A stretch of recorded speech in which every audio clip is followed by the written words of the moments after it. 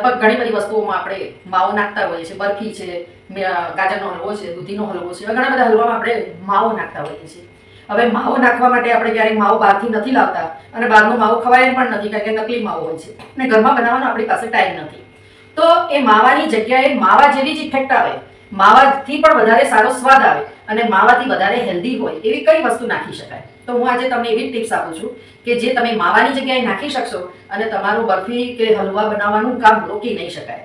તમે જેટલો માવો બનાવવાનો છે જેટલો માવો જોઈએ છે એટલો કાજુનો પાવડર કરી દો, બારીક પાવડર મિક્સરમાં કરી દો અને એમાં 2 ચમચી મલાઈ, તમે 250 ગ્રામ કાજુનો પાવડર કરતા હોય તો 2 ચમચી મલાઈ સરસ ફેટી દો અંદર. બસ આ તમારો માવો તૈયાર છે. તમે કોઈ બી હલવો બનાવો, બરફી બનાવો, એમાં નાખી શકો છો. બહુ સરસ ક્રીમી ટેક્સચર આવશે, સાથે સાથે ટેસ્ટ વધારે, માવા કરતાં પણ વધારે સારો ટેસ્ટ આવશે. અને સૌથી વધારે તો એ કે જે લોકો હેલ્થ કોન્શિયસ છે ને એના માટે બહુ સારી વસ્તુ છે.